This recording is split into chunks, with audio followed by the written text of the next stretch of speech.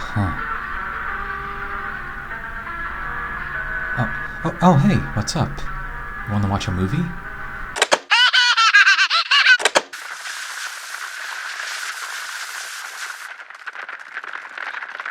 So this is Zipeng. It was released in 1990 and directed by Kaizo Hayashi. Zipeng could be described as a samurai adventure that's fun for the whole family.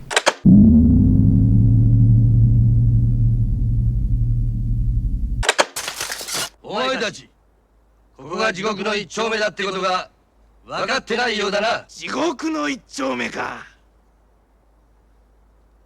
そいつは俺にお似合いだぜ。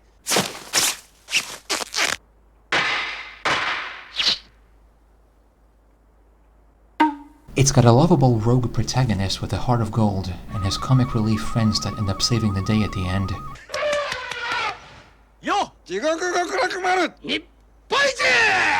And the wacky cartoon villain and all the humor and romance you'd expect.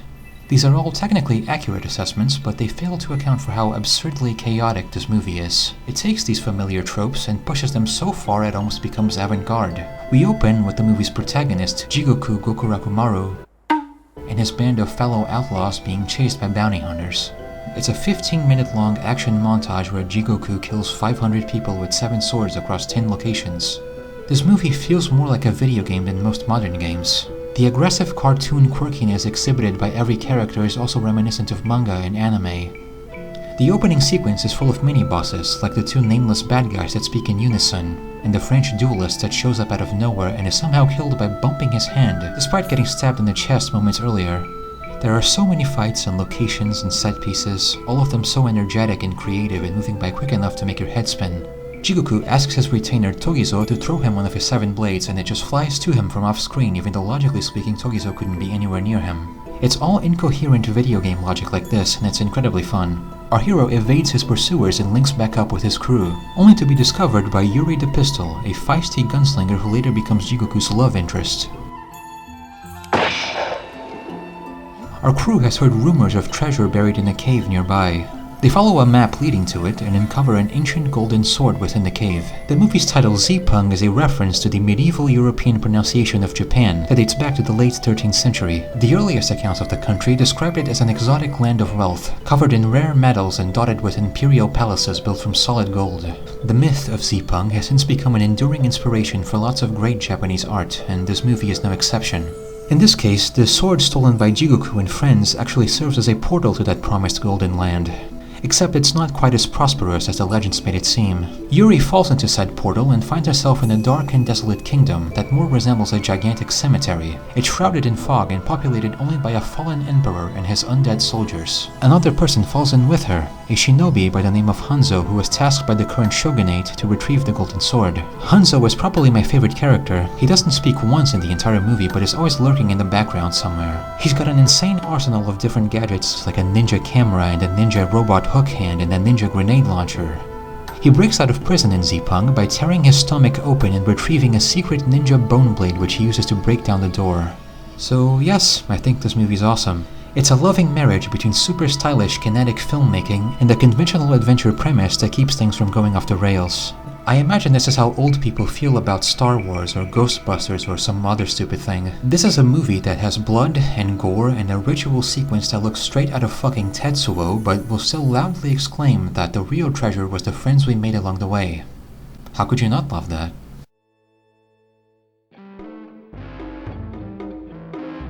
Anyway, you may have noticed that this is allegedly a video game channel.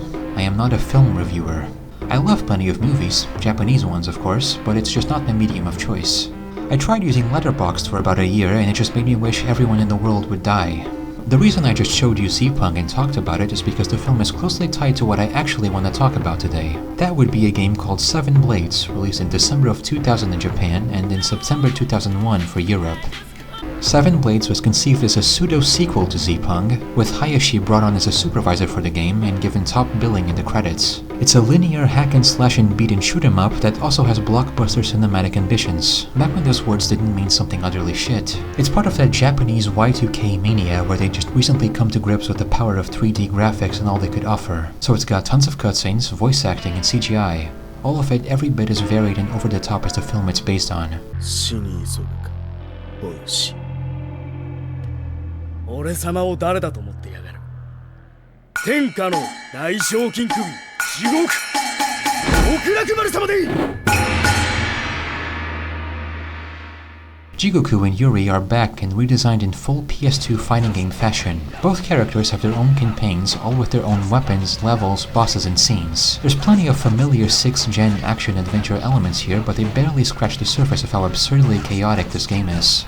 It's very faithful to the source material in that it's often bizarre and nonsensical and cares for very little other than being as big, loud, and fast as possible. What happens when you make a game based on a movie that might as well be a game already? Today we will answer the most insignificant of questions.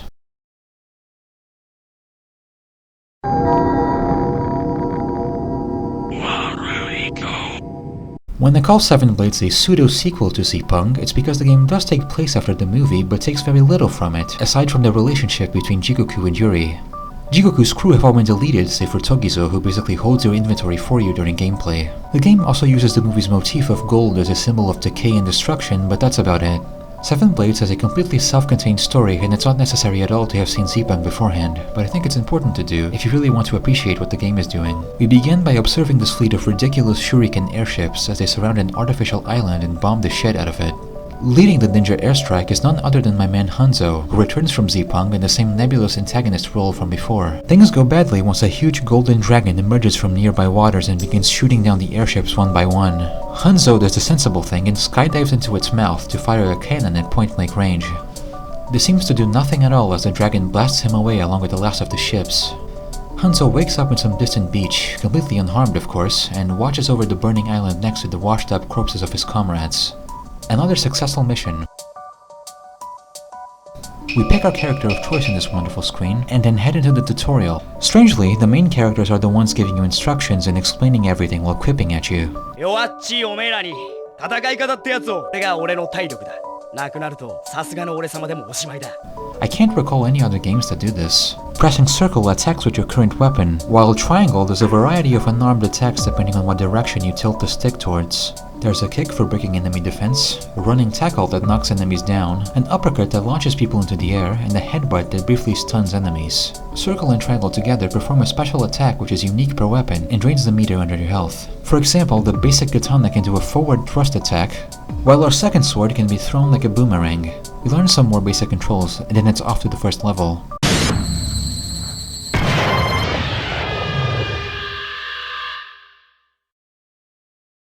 A gang of bounty hunters walk into a shop while loudly complaining about their last job, where they got their ass kicked by some feisty gunslinger lady. They grumble about that supposedly invincible drifter, who can wield 7 swords at once before dismissing it as mere rumor. Of course, said drifter was just chilling outside the shop and munching on dango the entire time like the shonen protag he is. He decides to teach them a lesson, and thus we have our first fight. An interesting quirk of Jigoku's campaign is that you rely on Togizo to throw your weapons and healing items at you. Sometimes you'll catch the weapon in mid-air, other times you'll scramble to grab it from the floor. Both characters heal by eating food, which can have rather unexpected effects. Coffee lowers your health, and alcohol increases your knockdown resistance. Jigoku hates cake so much that eating it literally hurts him. Food can freeze you in place, heal you, poison you, lower your attack, hurt you but also raise your attack, disable your attack entirely, and even reverse your controls, and there's no way of knowing what will happen when you eat it. It's like something out of Baroque. Once again, Jigoku is at a slight disadvantage, as it takes our sword cock around 3 seconds to throw him weapons and food, which naturally creates moments of panicked slapstick comedy.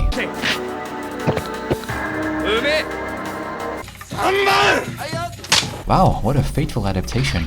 The bounty hunter chief informs us of a rumor regarding a golden dragon that's appeared off the coast of Nagasaki. Togizo runs off to verify while Jigoku spares the hooligans and leaves to meet with Yuri. In a nearby inn, our heroes reunite and talk for about 10 seconds before Togizo shows back up along with 500 lawmen looking to arrest us. This level starts rather inelegantly with Muso numbers of bad guys all crammed into these tiny hallways. This calls for a fancy new weapon, a Draken Guardian greatsword called the All-Blasting Horse Slasher. Its special attack is a big ground pound move that destroys the frame rate and also my eardrums. From here, we try escaping the town by boat, but a bunch of samurai and Hanzo's very own ninja squad stand in our way. Breaking through a gate leads to a small dock where we can finally get out of Dodge. From here, the gang discusses the elusive golden dragon and also a mysterious island called Dejima before their boat explodes and Jikoku conveniently washes up on that very same island.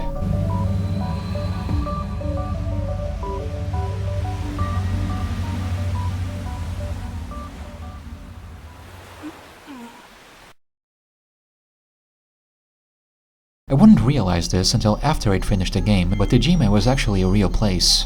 It was an artificial island built by the Tokugawa shogunate to house Portuguese merchants and also to prevent their Christianism from spreading among the Japanese. The game never mentions any of this, but it's actually quite central to the story. Seven Blades is loosely based on a true story. ビクリー様ほれあババ捨ておけ何しやがる Jikoku stumbles upon several strange things on Dejima, including a mysterious girl named Himika and a ritual sacrifice conducted by a group called the Golden Sect, who worship the dragon and aim to destroy the shogunate with its power. I'd say the game goes off the rails at this point, but it was barely on them to begin with. It takes these familiar video game tropes and pushes them so far it almost becomes avant-garde. A golden mecha beats my ass and I run through the next level with a broken sword as my slave isn't here to provide a spare. All sorts of creepy zealots and weird beat-em-up enemies gang up on me and the only way to heal is by eating food straight off the floor like a goblin. There's a magical ninja man that can attack me through my own shadow, summon crows, and also trap me in the Naruto Animal I Have Become AMV realm. There is a kind of world map, but it doesn't appear between levels, so they all just blend together in a very disorienting manner. Jikoku's story revolves around taking down the Golden Sect and the evil oracle leading it, and it's quite eventful as you've probably come to expect. There's a constant stream of new areas and weapons. My favorites being the kunai grappling hook rapier thing, and the incredibly overpowered Bestiai katana that slashes everything. Everything except these stun-locking spiders, I guess. Maybe I should call the Konami UK hotline for some help with that. We go into a full-on Spencer Mansion ripoff, with locked doors and puzzles and everything. Gameplay is reminiscent of Resident Evil. And it nearly drove me insane. 2階に行きましょう。2階に行きましょう。2階に行きましょう。そっちじゃない。3階に行きましょう。3階に行きましょう。Then we end up in Sayonara Wawashiete, and Jikoku straight up punches a woman in the face. She's fine though. 遊女の館か I think you get the idea by now. This game just never stops. Every 5 minutes there's a new ridiculous or awesome or annoying thing that happens. It's varied and interesting enough that it's worth going through the rougher parts. Will our hero finally get off this island? Will he foil the Oracle's plans and reunite with his beloved? Will he discover the truth of— oh god, what the fuck? Seven Blades was the first and only game written and directed by Shinsuke Mukai, who otherwise worked mostly on art and design for a bunch of games. Earlier, I called the main character's PS2 fighting game designs as a joke, but given his previous work, it's probably not a joke at all. He's involved with a lot of old Capcom arcade stuff: Cyberbots, Puzzle Fighter, Alpha 3, Second Impact, and— around the turn of the millennium, he was kidnapped by Konami and forced to spend many long winters in the Gulag, cooking up masterpieces such as Psy Girls, that one Gantz game, and, of course, Never Dead. Well, if there's anything wrong with these games, it sure isn't the way they look, so I'd say Mukai did a pretty good job. I think he's someone who deeply understood the mood and aesthetics of Z-Pong and did a near-perfect job translating them to game format. It must have come naturally when all his other jobs in the industry involved making cool characters and cool scenarios for them. And speaking of cool characters—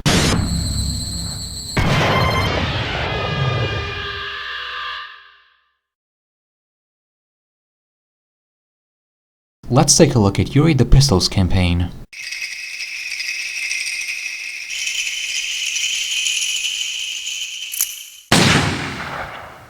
戦い方ってやつをこの値が教えてあげるよ。まずは銃の使い方。 Her gameplay is all about avoiding close-range combat and keeping enemies at a safe distance. She comes equipped with her favorite gun, a flintlock pistol by the name of Kitty Cat. Kitty Cat comes with infinite ammo and has 3 missable upgrades, which can give it a longer barrel for breaking enemy armor, a 3-shot burst, and finally infinite ammo for every weapon. I did not find any of these. There are 4 other guns she can acquire: the shotgun, the Gatling gun, the hunting rifle, and the ninja grenade launcher. They're all great fun to use, but normally have limited ammo. You need to periodically find them again during the levels. Triangle does a dodge roll, and the circle plus triangle combination does a manual reload on the pistol. Select also gives you a pretty awkward first-person aim, and unlike her dumb boyfriend, she can switch weapons and eat food automatically. I honestly like her gameplay better than Jigoku's. You could argue it's more shallow, but it's way less frustrating when you're not constantly going up against hitbox stun hell. Both Jigoku and Yuri's campaigns happen parallel to each other, save for the first level. Whatever character you pick for it will be the one that has the initial encounter with the bounty hunters, as shown here.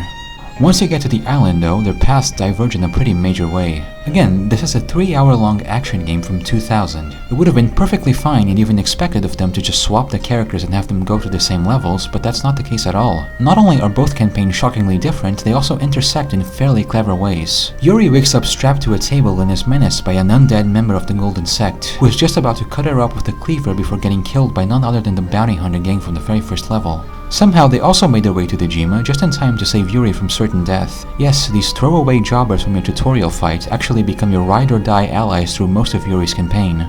You get to see some character from each of them, their sad backstories and funny quirks. There's even a heartfelt apology for their previous behavior. It's really quite amazing and genuinely moving in a dumb anime way. A swarm of generic horror game enemies comes through the door, and our only manner of attack is to just throw silver bullets at them until they get dizzy. We need to run outside and get Kitty Cat back. Now we return to normal gameplay, which is kind of like if Zombie Revenge for the Dreamcast had arthritis. Next, there's an encounter with Infinity Crows, and the only way to move through the area safely is to move beside the scarecrows, or perhaps just move them around like cover. We are essentially in the cult's feeding grounds, so there's dozens of disciples to mow down. On the way out, we come across a giant pile of corpses and rescue a young girl buried under all the rotting flesh. She's totally mute, save for one phrase, which just so happens to be the same thing Himika says during Jigoku's campaign. Jigo?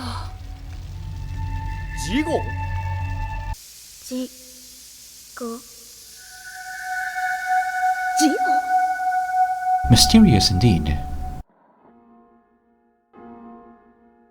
We make our way to the mansion again, and this time our heroine just goes in through the front door, something Hermoid was too stupid to do.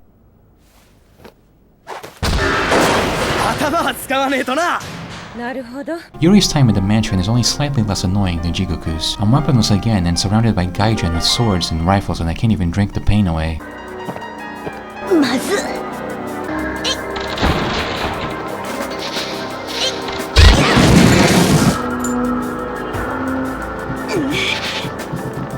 Oh, there it is.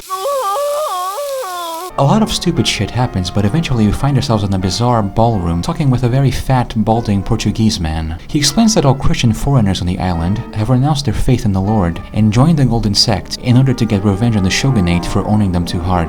The same is true of Mr. Propellerneck in Jigoku's story.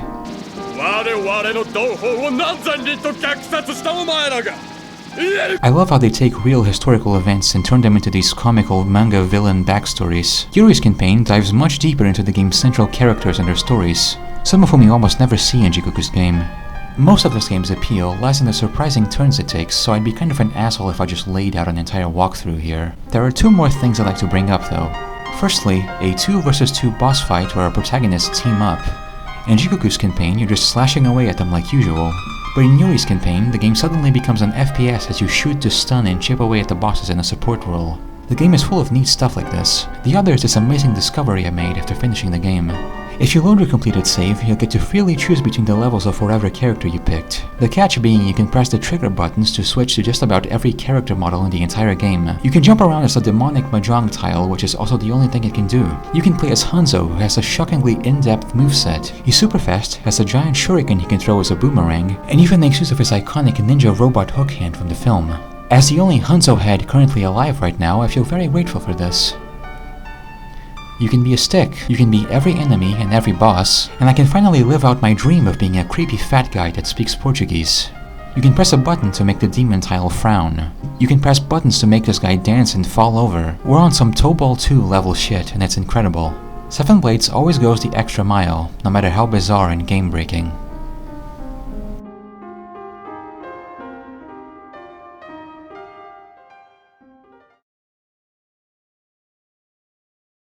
The cinematic gaming experience has become increasingly popular over the recent years, with such titles as Metal Gear Solid and the Final Fantasy series leading the way. Konami has chosen to join this genre of rich storyline mixed with exciting gameplay with their new title, Seven Blades. You have to remember this game came out in the year 2000, before Silent Hill 2 or MGS2, and only a year after Final Fantasy VIII. We were still reaching for the mythical blockbuster game, and I think Seven Blades is a pretty damn good early swing at it. I could see it being pretty mind-blowing to play through this game with its fancy voice-acted cutscenes right after getting a PS2. Its biggest rivals at the time were games like Vagrant Story and Majora's Mask, who had pretty major hardware limitations. And they're certainly far better realized than something like The Bouncer. Playing this had me thinking about the old Japanese idea of the cinematic game versus the Western concept. Ultimately, I think it all comes down to taste. The Japanese have a genuine cinematic sense that can explore this in a clever way within the framework of a video game. They instinctively understand and feel things about the language of film like cinematography, staging, and blocking, and weave them into game systems for great effect. It's done so well that you don't even notice it and take it for granted. Meanwhile, Western games, especially around the 7th gen, almost feel like they're trying to reverse engineer movies to create this infallible prestige game blueprint for impressing stupid people and generating the most Spike Game Awards. America is developing the most technologically advanced pedophiles on the face of the earth. I understand what they're going for. I know they're supposed to feel grand and epic and like video games are an important big boy art now, but I just fail to see anything truly exciting or human about it, to the point where it actually gives me the opposite impression, and I just feel like this whole thing is an insecure, juvenile waste of time and money. Bland cinematic tropes are cobbled together with empty signifiers for maturity and substance. The grizzled dad character with a dark past walks into a forest clearing as the Hans Zimmer strings pick up, and the sweeping E3 pan happens. It's like hypnosis. I can't say it doesn't work, but I've never really cared for it. Even as a kid, things like Mass Effect and Call of Duty bored the shit out of me. I feel like their magic only works on people who don't regularly watch AMVs. It's why my teenage brain picked Metal Gear Rising over The Last of Us. It's why I used to nearly pass out every time I looked at Resident Evil 4 as a kid, and why I absolutely despised its remake as an adult. Let us browse the archives. Back in 2003, Siren scanned real actors for its characters and managed to do something totally freakish and unique with it. Nothing like it will ever be done again outside of self-aware, pick-me indie horror games. The Callisto Protocol is also a game with fancy actor scans, but what purpose do they serve other than reminding you that movies exist? There's a bunch of trillion-dollar Korean PUBG hallways, but what do they accomplish other than being a photorealistic tumor on your hard drive? Both are cinematic horror games, but can you really say they were inspired by the same things and built on the same structure? Seven Blades was supervised by an actual filmmaker, and not spawned from the withered souls of a dozen failed Netflix screenwriters. Hell, they advertised Parasite Eve as being the cinematic RPG. It doesn't get more obvious than that. At 70 years old and dying of cancer, the legendary Japanese filmmaker Kinji Fukasaku worked on his very last project as cutscene director for the game Clock Tower 3. And as with Siren, the end result was something totally novel, like a creepy British cartoon combined with the stage play adaptation of an anime where a magical girl fights serial killers. This was Fukasaku's last gift to the world, and no one recognizes it as anything other than a wacky mistake by some kooky Japanese weirdos who didn't know any better. And no one would ever think to call Clock Tower 3 cinematic. Your dad would probably raise an eyebrow if he saw you playing Clock Tower 3, so it doesn't count as real art. It's too lively and energetic. There's not enough weird, ugly people bumbling to each other about how you need to hecking do better. Well, now it's 20 years later and we have the most advanced tools ever, but nothing to convey with them. Even if we did, we wouldn't know how. Japanese devs have mostly resigned themselves to also making spiritually castrated graphics porn, chasing a completely wrong and bastardized tradition that unfortunately has made them a shit ton of money. A tradition they'd already created and perfected decades ago with games like Seven Blades, a game based on a movie that doesn't superficially copy it but replicates its essence so accurately that it almost feels like an alternate universe version of it. Going through this bizarre duology was a wonderful experience, and ironically felt like I was discovering some ancient cursed treasure myself. If you're like me, then I'm sorry and God help you, but also I highly recommend you do a little digging yourself. There's plenty buried beneath the surface if you know where to look. All that glitters is not gold. アバよ。